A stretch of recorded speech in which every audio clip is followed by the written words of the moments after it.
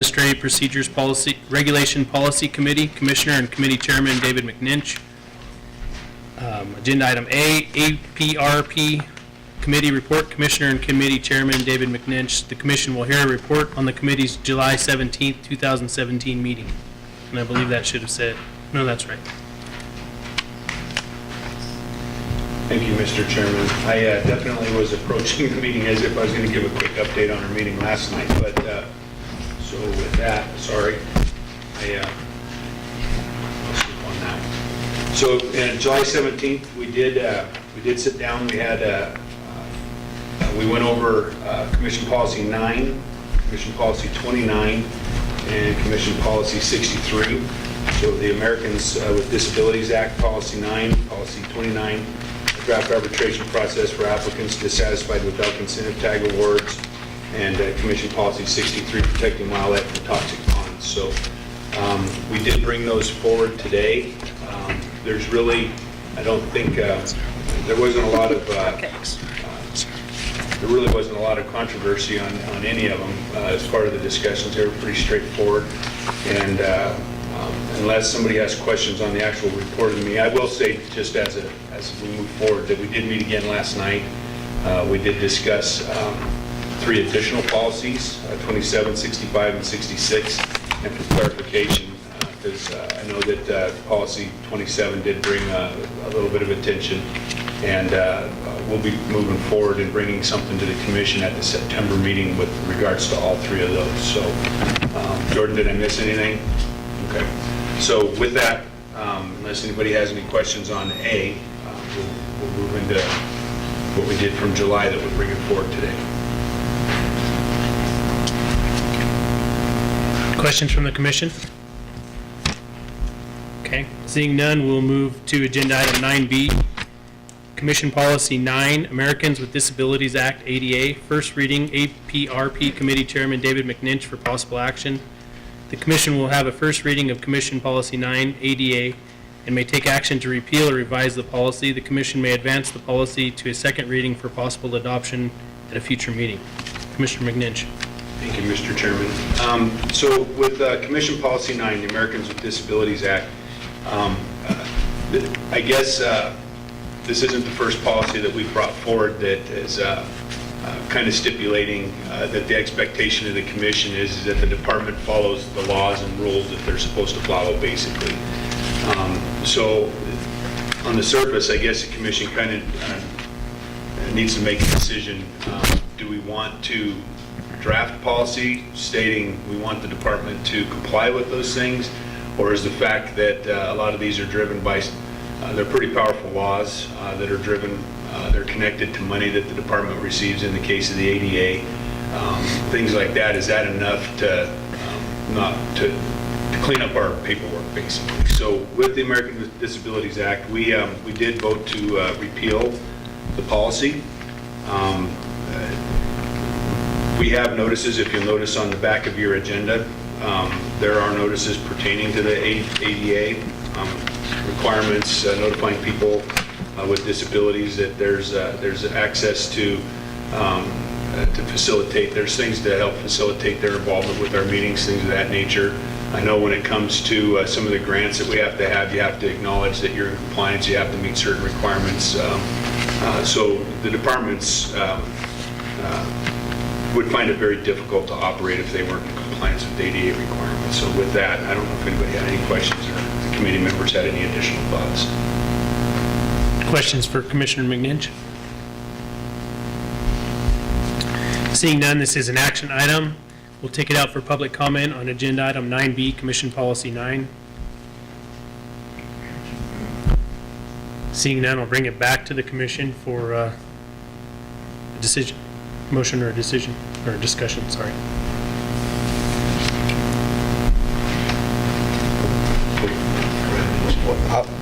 Mr. Chairman, I would move to adopt the recommendation of the committee to repeal policy number 9 based upon the fact that the department and this commission are obligated to comply with the law, including the Americans with Disabilities Act, and therefore the policy is not needed.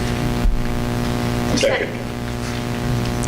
I have a motion by Vice Chairman Johnson and a second by Commissioner McNinch to follow the committee's recommendation for repeal of Commission Policy Number 9. And I think at the same time, we need to move that to a second. Do we need to do that first? For consistency, I think we need to move it to a second hearing in September.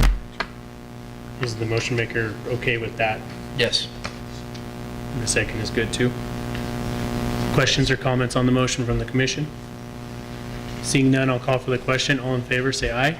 Aye. Opposed? Hearing none, motion passes unanimously, 8-0, with Commissioner Young still absent.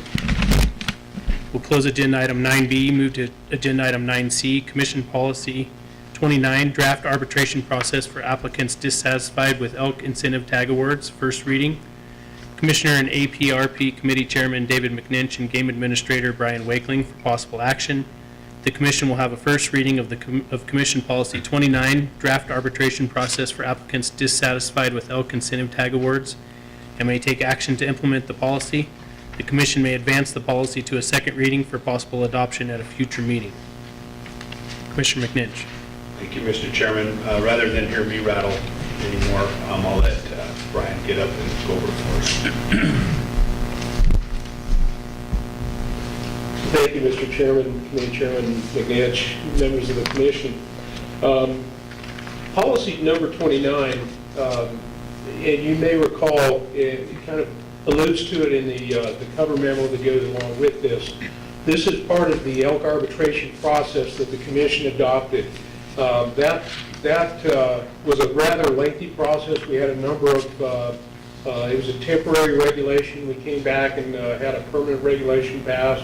And so it became effective essentially about this time last year, maybe a little earlier than this time last year. But in the interim, there was when it was a temporary regulation, there was a arbitration that came before the Commission. The Commission chose prior to that time, adopted a process. That process is essentially identical to the process that's outlined here in Policy 29. There's one minor difference in that, one or two minor differences. One, it references specifically the NAC and when it was last modified. That being on June 28th of 2016, and the LCD file that goes along with that. And it also removes a date that indicated when the elk cooperative agreements would be noticed with this, simply because at the time that we developed the process, we had yet to notice it. And so it just indicates that we will notice it on the elk cooperative agreements. But this is the process that has been used. This is what the Commission essentially adopted earlier as a process, but now we're just formally, at the Commission's request, bringing it into a policy format. Be happy to try to address any questions you might have. Questions for Mr. Wakeling from the Commission? Seeing none, thank you, Mr. Wakeling, and I'll take it out to public comment on agenda item 9C, Commission Policy 29. Seeing no public comment, I'll bring it back to the Commission. Commissioner Johnston. I just have a comment reading through the policy, and that is when we get to the procedure aspect of this policy and the hearing, that ultimately it's to be either the committee or the Commission makes a determination as to whether or not the department's calculation of the number of tags was in error. And the policy at the conclusion, the last phrase, and provide those cooperators that participate in this program with the means by which they may seek arbitration to any award of tags that they perceive as inequitable. I think that should be, the better statement there should be, may seek arbitration to any award of tags that they perceive the department made in error. Because it's the policy of this Commission that a landowner dissatisfied with the department's calculation of the number of tags can seek arbitration. That arbitration is not some amorphous, inequitable, equitable standard, but did the department err in conducting its counts and awarding the number of tags that it did? So I would replace as inequitable with the department made in error. Makes sense to me. Any comments from the department on that? Mr. Wakely?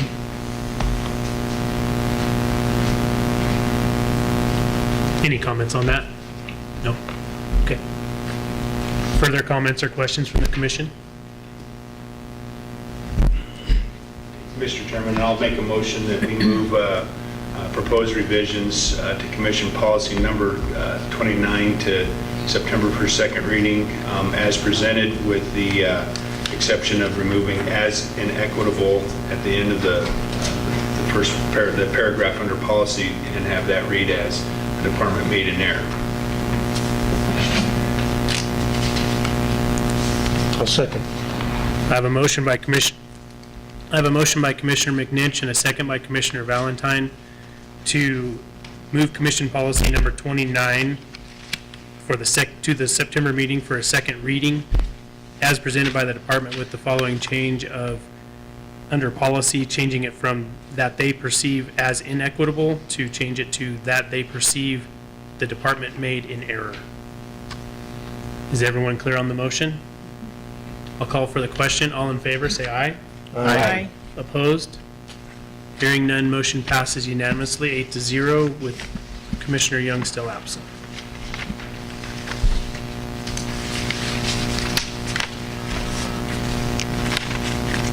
So we'll close agenda item number 9C. Move to agenda item number 9D, Commission Policy 63, Protecting Wildlife from Toxic Ponds, first reading. Commissioner and APRP Committee Chairman David McNinch and Habitat Division Administrator Alan Janay for possible action. The Commission will have a first reading of Commission Policy 63, excuse me, Protecting Wildlife from Toxic Ponds, and may take action to repeal or revise the policy. The Commission may advance the policy to a second reading for possible adoption at a future meeting. Commissioner McNinch? Thank you, Mr. Chairman. So I'll do the same thing here with Alan. There was not a lot of discussion centered around a couple things. So from the policy as it was presented to us with some cleanup language during the committee meeting, the committee requested that a couple of items be modified, further revised, including the addition of some reiterating or emphasizing some reporting requirements. But I'll let Alan take it from here. Thank you, Chairman, members of the Commission. Alan Janay, Habitat Division Chief, for the record. This policy, it was a matter of cleanup. We brought it in front of the committee. The cleanup was based off of last year's NAC modifications to the Industrial Artificial Pond Permit Program as far as the assessment. If you remember, the old assessment structure was such that only hard rock mines had to pay the assessment, and at that time there was just slightly over 50% of the permittees that were actually paying an assessment, so the program was going negative in funding, and it was having to be compensated by sportsman revenue. So what we did is we went through the process of modifying the NAC, brought that to you guys back last year early. It was confirmed in June, and then we went in front of LCB in July, and that passed. And so the modification in the policy that we brought to the committee was merely a cleanup to reflect that it wasn't just hard rock mining that was paying the assessment anymore, and it was across the industry, and there were, power, geothermal, things like that that were now part of the system and paying an assessment to bring the program back to being self-sufficient and not dependent on sportsman revenue. As Commissioner McNinch stated, once we brought it to the committee, there were a couple places in the document that were asked to be cleaned up. Basically on page 2, under discussion, it was asked by the committee to provide the specific measures by which we were asking permittees to protect wildlife or exclude wildlife. And so in the second paragraph of discussion, We modified the second sentence to read, "The program is based on a permitting process that requires permittees to either exclude wildlife from accessing potentially toxic solutions through fencing and pond covering or by neutralizing solutions to ensure they are non-lethal to wildlife." And also, just the sentence below that, we wanted to make sure, the committee wished to make sure that it was understood that monitoring is accomplished through periodic site inspections and specifically mandatory quarterly reporting. And that is in NAC, so they just wish to make sure that that was in there. And then finally, down in at the very bottom of the document, in policies, number 5, we modified that policy out of committee to read, "It shall be the policy of the commission to support the agency's efforts in distributing information and acting as a clearinghouse for wildlife mortality data collected via mandatory reporting, as well as a conduit of technology transfer passing along successful protective measures, techniques, materials, and all other matters pertaining to industrial artificial ponds." And so we cleaned that up to make sure that, again, it was reinforced that it was a mandatory reporting. Thank you, Mr. Janay. Questions for Mr. Janay? Thank you, Mr. Janay. I'll take it out for public comment on agenda item 9D, Commission Policy 63. Mr. Vols. Yes, for the record, Fred Bowles. I have 3 comments to add on to what's been modified and proposed for passage today. The first is I would like to see something very specific that indicates what the actual mortalities are by quarter.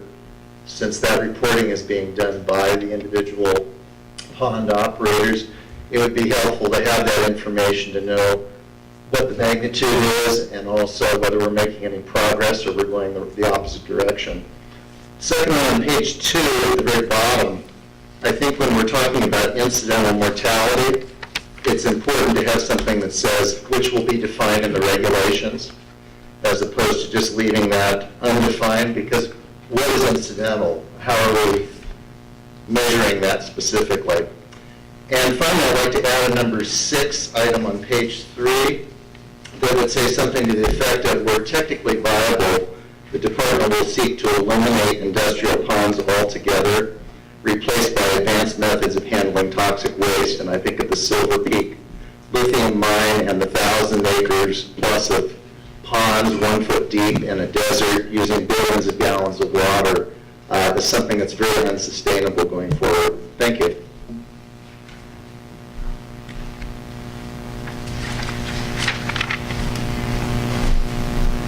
For the record, Paul Dixon, Chairman Clark.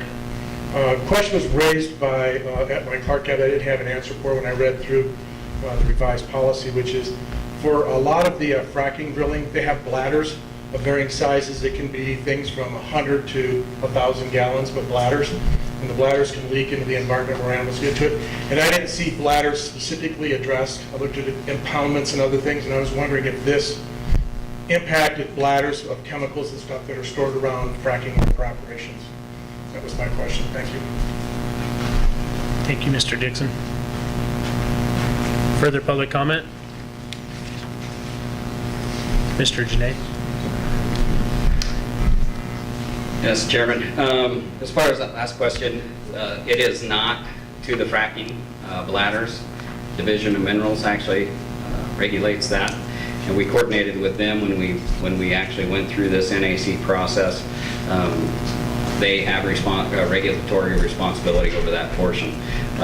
If it was an open pond containing substances that might be lethal to wildlife, then we would pursue an industrial artificial pond permit with them. But most of those systems nowadays are closed loop. So what they do is they basically, as they pump it in, they capture it and contain it. And so, as he mentioned, many of them are bladder systems or other covered, contained situations where wildlife doesn't have access to it. Thank you, Mr. Janay. Further questions from the commission? I just want to make sure too, was there any further public comment? I believe that was the last one. Okay, seeing none, I'll bring it back to the commission. Commissioner Johnston. No, I was just holding it. Commissioner McNinch. Mr. Chairman, with that in mind, I'll make a motion that we move Commission Policy 63, protecting wildlife from toxic ponds, as revised and presented by the department, to September for a second reading. Second. I have a motion by Commissioner McNinch with a second by Commissioner Valentine to approve the changes to Policy 63 and move it to a second reading in September. Is everyone clear on the motion? I'll call for the question. All in favor, say aye. Aye. Opposed? Hearing none, motion passes unanimously, 8-0, again with Commissioner Young absent.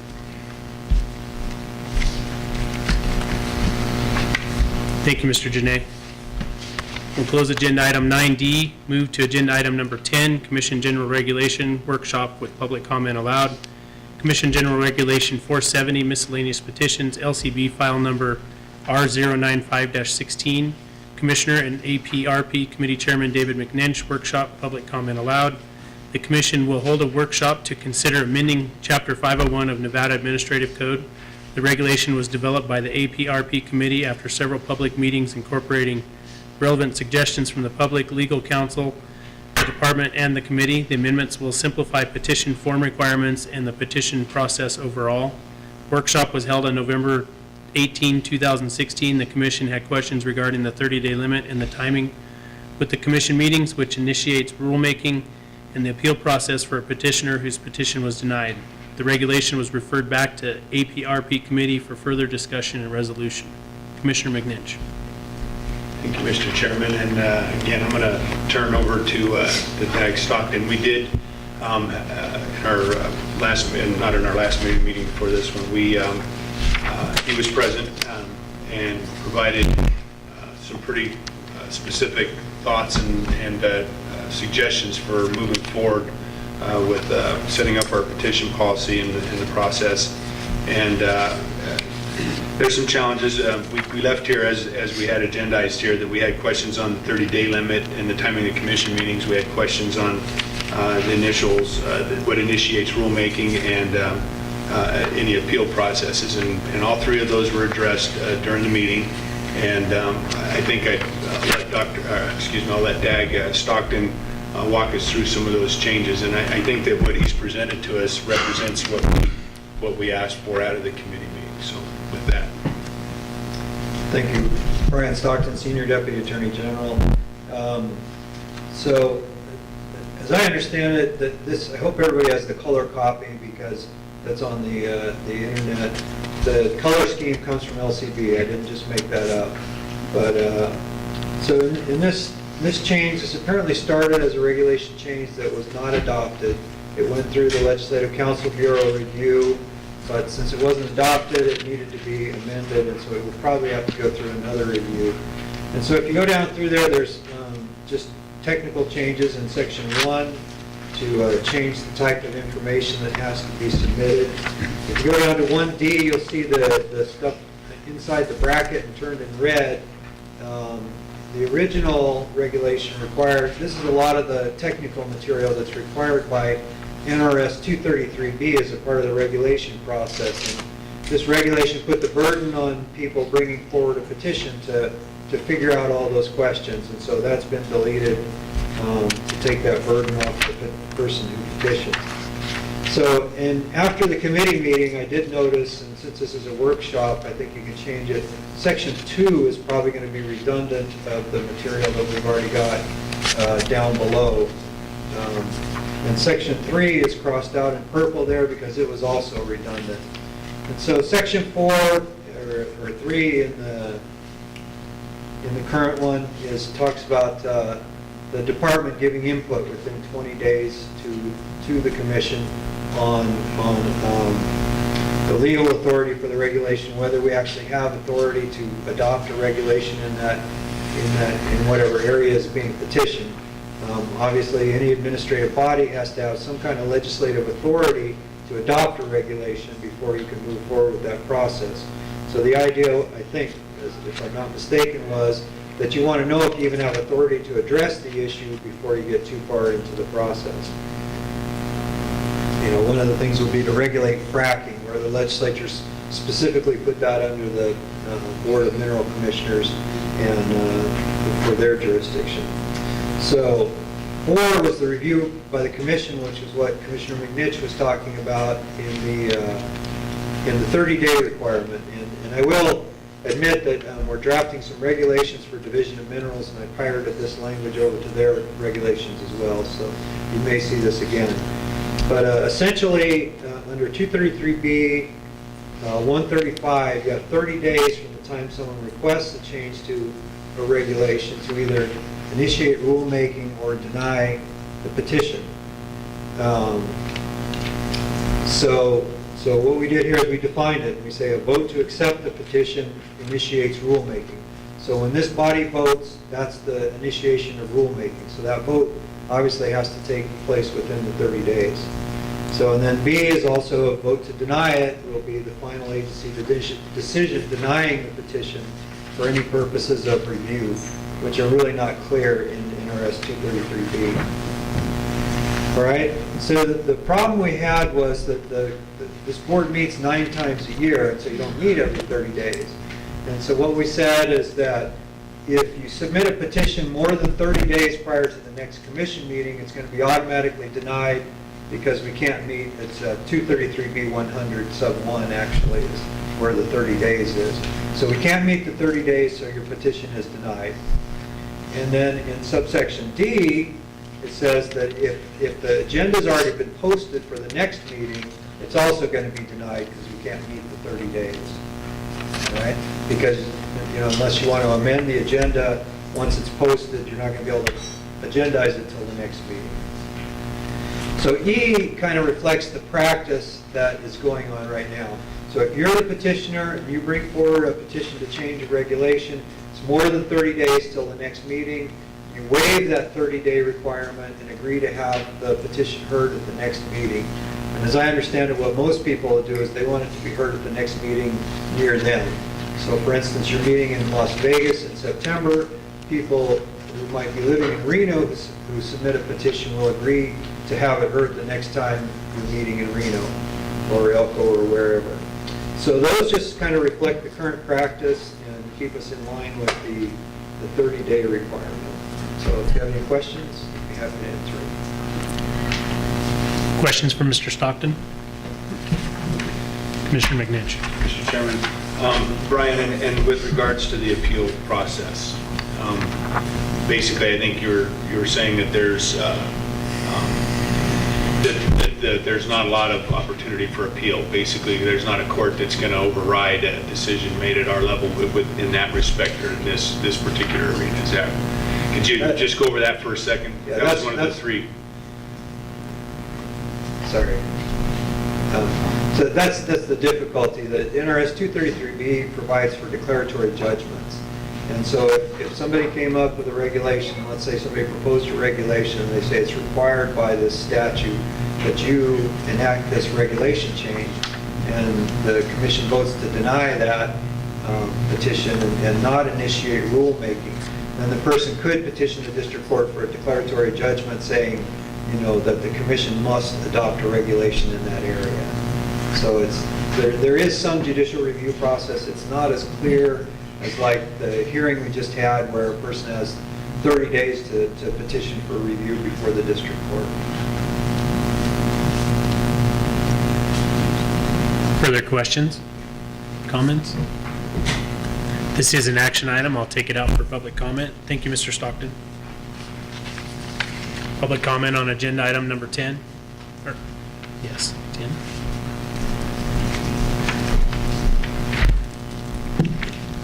Hello, thank you for the opportunity to comment. For the record, Patrick Donnelly with the Center for Biological Diversity.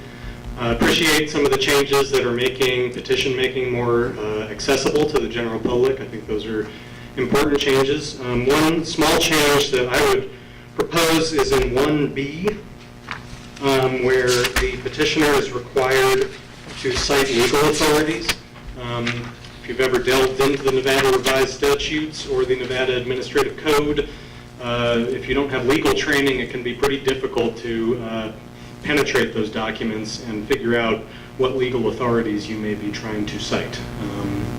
In the nature of making petitioning accessible to everybody, regardless of their legal training, there might want to be some capacity for which that could be dealt with by the department in order to facilitate anybody making a petition, even those without legal training. A second piece of feedback would be that the department has 20 days to respond, and if a petition is complicated, 20 days might not be nearly enough time for the department to be able to evaluate all the data and make a recommendation.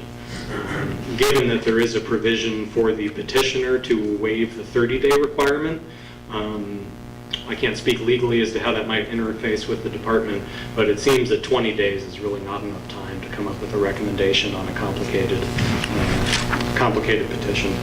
And finally, if it sounds like there are some capacities to appeal petitions, it's not as straightforward as we heard than perhaps in other situations, but making it explicit how that is done in this policy would be useful for the general public to understand what the procedure is. Thank you. Thank you. Further public comment? Seeing none, I'll bring it back to the commission.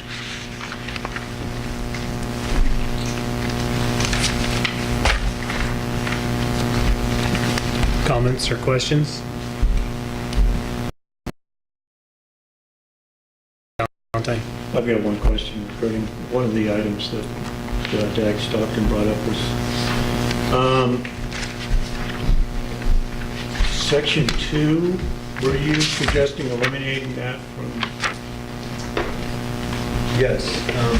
All it says is that the petition will be submitted to the next regularly scheduled meeting. That's essentially what we're saying down in number 4. You know, it's not. I mean, it's not so redundant that you have to delete it, but I just think it is repetitive. Thank you. Thank you, Mr. Stockton. Further questions or comments from the commission? Commissioner Johnston? Just a quick comment. I appreciate the comment that 20 days is a short period of time in which to evaluate the petition, but given what we're trying to accomplish and put it on a timeline, and the fact that the department at that point in time is only going to make a review to determine whether there's legal authority for the proposed reg, and whether or not the commission should approve or deny, which means deny ends, approve starts rulemaking, and doesn't get into all the details. That 20-day period is sufficient for that limited task that the department has to do in that period of time, rather than gather all the information that will be involved in the actual rulemaking progress if the petition was adopted. I also think that I certainly do appreciate the delving into the Nevada Revised Statutes, which I do almost daily. But I think that the petitioner should undertake some effort to make sure that the petition they're bringing forward is based upon the authority that the commission has. And that's a pretty limited number of statutes to have to be able to review, so I'm comfortable keeping that in there, especially with a number of items that we're removing from the petition process, or the petition itself, regarding economic impact and things of that nature. So I appreciate the comments we did receive from the public, but I think in the circumstances of where we're at now, I'm comfortable with 20 days for the department for their initial review and recommendation, for the petitioner to be able to cite the legal authority for the adoption of their proposal. Commissioner McNinch?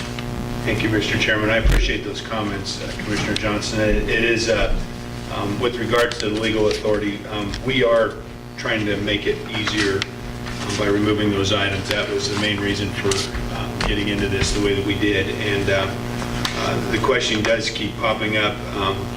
You know, there's been several times where we get people in front of us and then we find out that we have legal authority issues. So by having this in there, it does put just a little bit of, you know, think about it. If you can't find something readily, you should, you know, if you're petitioning, might raise the question, you know, do they have the ability to do it? If I can't find something to pin it on, what does that mean? And so I'm comfortable with it. I think it's not a real high bar. It's really getting people to make a statement if it's incorrect.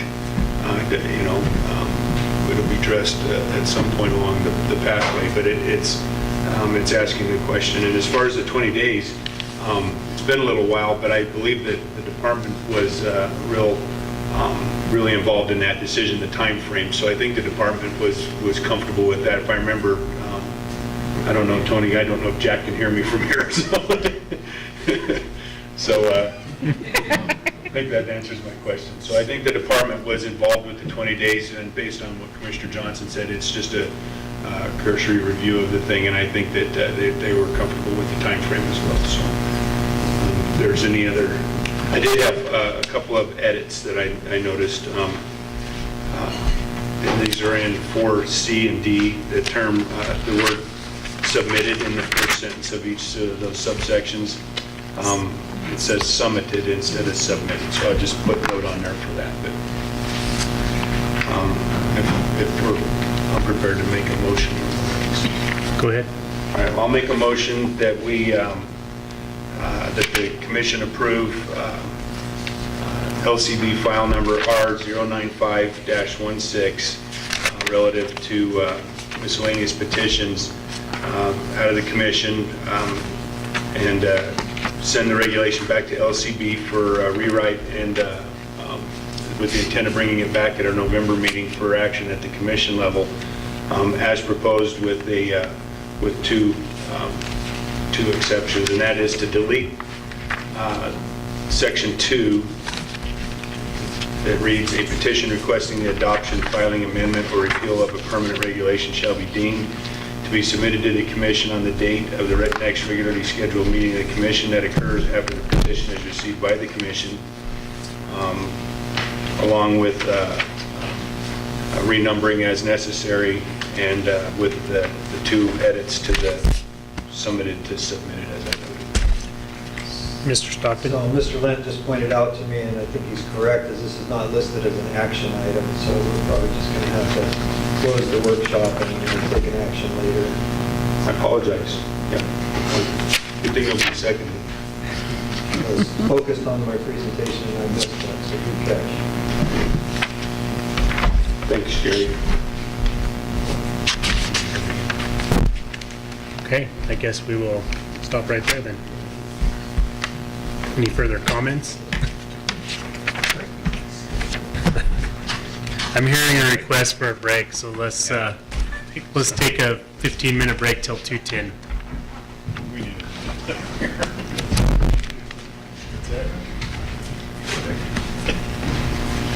He's got Ready? Oh, we did. I sure missed that on the agenda. Yeah, I did too. Oops. Well, I blew right through it. I looked at it. Hearing him. You did the number. Sure.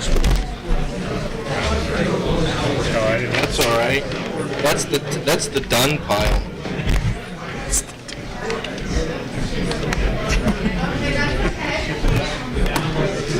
Yeah, I've read that several times. I never. I just missed it, totally. Sorry. Need some more? Did everyone get hear my shit through the microphone? Probably. You always leave your microphone on.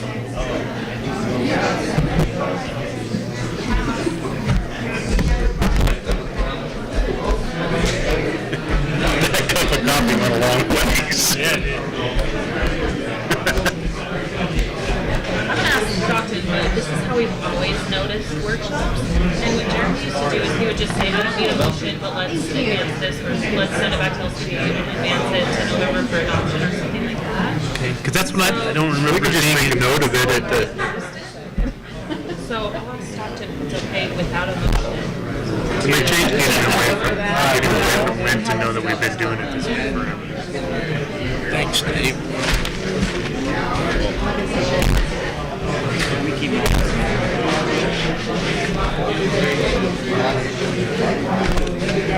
It's got a sticky soda or something like that.